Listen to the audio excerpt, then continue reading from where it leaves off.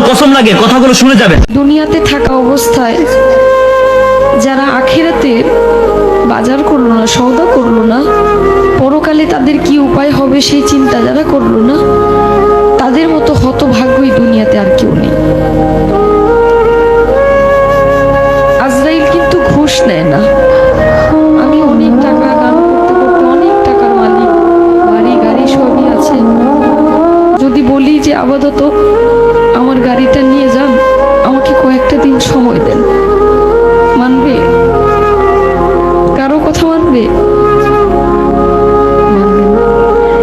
মৃত্যুর কথা যে মানুষ দিনে 5 বার স্মরণ করে, সে কোনো ভুল কাজ করতে পারে না। একবার স্মরণ করে দেখেন, আপনি মরে গেলে আপনার সঙ্গে কে যাবে? আপনি মরে যাওয়ার সঙ্গে সঙ্গে সকল কিছু ভাগাভাগি হয়ে যাবে।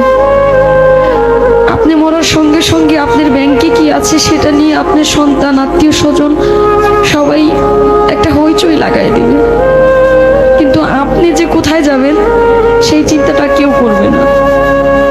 মৃত্যুর কথা যখন স্মরণ হয়, নিজের কাছে খুব অপরাধী মনে হয় যে আজরাইলের সামনে কি জবাব দেব, কি বলবো সেদিন, কি বলার আছে আমার।